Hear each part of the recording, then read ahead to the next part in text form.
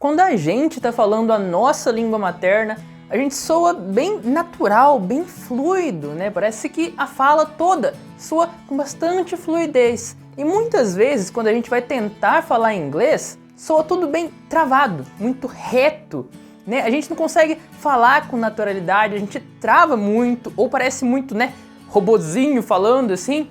E isso tem como resolver, tem como a gente parecer mais natural, com algumas frases, com algumas palavrinhas, algumas coisas específicas que os falantes nativos utilizam assim meio que sem saber. A gente, né? A gente aqui no português, a gente fala algumas coisinhas, até alguns vícios ali que a gente nem sabe e que faz a nossa fala soar mais natural, né? Que nem algumas travadinhas que a gente dá naturais que acontecem e que no inglês também existe, e eu vou ensinar pra você como que você vai incluir alguns elementozinhos assim nas suas frases para você soar bem mais natural, bem menos travadinho, né, bem menos assim robótico. E para isso eu quero começar aqui contando uma história para vocês. É uma história bem curtinha, 3 linhas. Eu separei aqui porque senão eu ia esquecer, tá? Eu vou contar primeiro essa história de uma forma e vocês vão ver, né, que jeito que ela vai ficar, depois eu vou contar de outra forma. Presta atenção, olha aqui. I don't mean to be rude. I'll have to disagree with you. Strawberries are expensive in my country. I have to admit that lemons are cheap. I can buy some whenever I want. Você pode perceber que tá tudo certo, tudo que eu falei tá certo, mas não pareceu meio reto demais? Muito assim, direto ao ponto demais? E é isso que acontece, né? É exatamente isso. Quando a gente vai falar inglês, a gente fala tudo muito direto ao ponto. A gente aprendeu a falar várias frases, a gente só solta a frase aqui, mais uma frase aqui, mais uma frase aqui. A gente não conecta as frases de uma forma natural. Agora, presta atenção que eu vou ler de novo essa mesma historinha, né, uma historinha, só que de um jeito um pouco diferente, acrescentando algumas coisinhas aí nela que você vai ver que vai soar mais natural. Presta atenção. Look man, I don't mean to be rude, but I'll have to disagree with you. See, strawberries are kind of expensive in my country, you know, but I have to admit that lemons are cheap. Like, I can buy some whenever I want. Você pode perceber que nessa segunda vez eu acrescentei algumas coisinhas que ligam a frase uma na outra, que alongam um pouquinho a frase, que dá um dinamismo assim, e é exatamente isso, tá? Que você precisa acrescentar ali para você soar mais natural. E é coisa que você decora e depois você só solta assim, do nada. Igual a gente fala o nosso tipo, nosso o nosso sabe, né? Essas coisas assim, que do nada a gente só solta e você vai aprender também a só soltar isso em inglês. Você viu que no começo eu comecei falando, look man, I don't mean to be rude. Esse look man é uma coisa assim que você pode acrescentar no começo, né? Você pode só falar man, e daí começar, ou look, e daí começar a falar alguma coisa, que nem aqui no caso, né? Alguma pessoa falou alguma coisa aí que eu vou falar, né? Daí soltei o look man, ou eu poderia só ter falado look. Então isso você pode acrescentar no começo das frases, né? Que dá essa ligadinha ali com alguma coisa que alguém já falou e você quer acrescentar alguma coisa, você quer discordar de alguma coisa, você quer continuar falando, você look, ou man, e vai falando, né? Depois disso tem um que você vai usar muito, que é o but, né? Que é esse but, né? Que esse t no final quase não sai, né? Você fala alguma coisa, but é uma coisa que conecta uma frase na outra, que dá até um tempinho de você pensar, que você só solta, né? É tipo o nosso mas, e sai falando, né? Esse but, e você tem que falar dessa forma, tá? É but, não é but, não, tá? É but, I'll have to disagree with you, né? É o que foi falado na história. Então, isso aqui você vai ver em muitos lugares, né? Esse mas... tal coisa. Isso acrescenta muito, assim, uma conexão natural, bem natural entre uma frase e outra que seria direto, né? Ou que é um contraste, é um but, é um mas. Então é uma coisa que você já iria soar direto se você não acrescentasse. I'm going to do this because I love her. I'm gonna do this because I love her. Let me try to call him again. Let me try to call him again. Se você sempre quiser aprender como o inglês falado soa tão conectado, tão rápido, eu posso te ensinar. Eu criei um material completo ensinando tudo sobre como as palavras em inglês se conectam mesmo.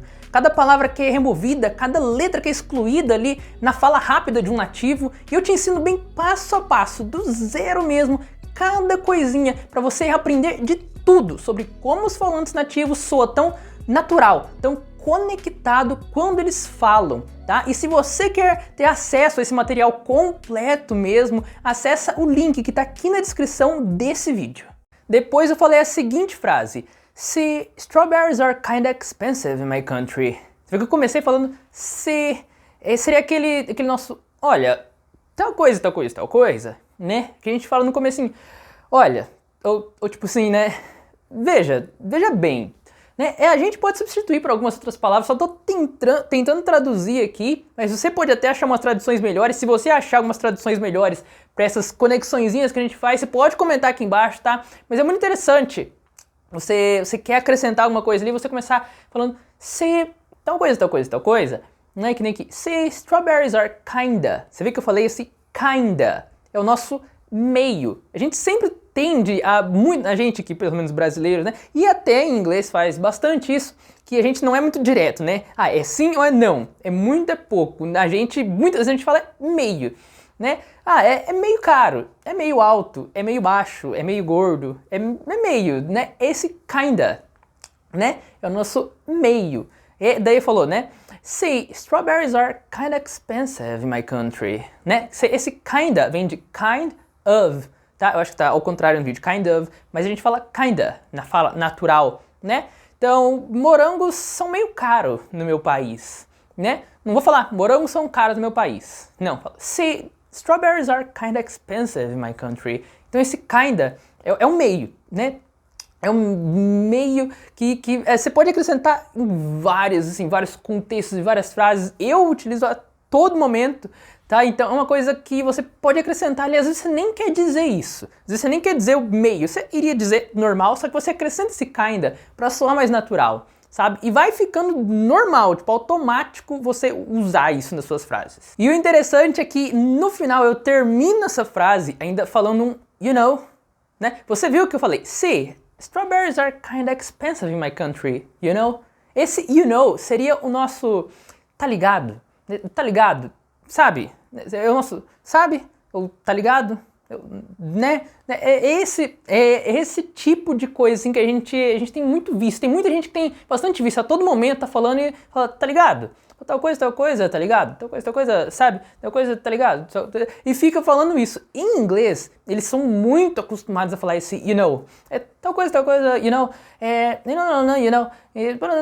Então isso eles falam há muito tempo e é bem rapidinho. Fala, you know, tá? Então é uma coisa que a todo momento você vai ver, ouvir nas frases, assim, diálogos nativos, que você pode simplesmente soltar ali no finalzinho da frase, ou também só para que nem aquela ideia de te dar um tempinho para pensar na próxima coisa que você vai falar. Então, strawberries are kind of expensive in my country, you know?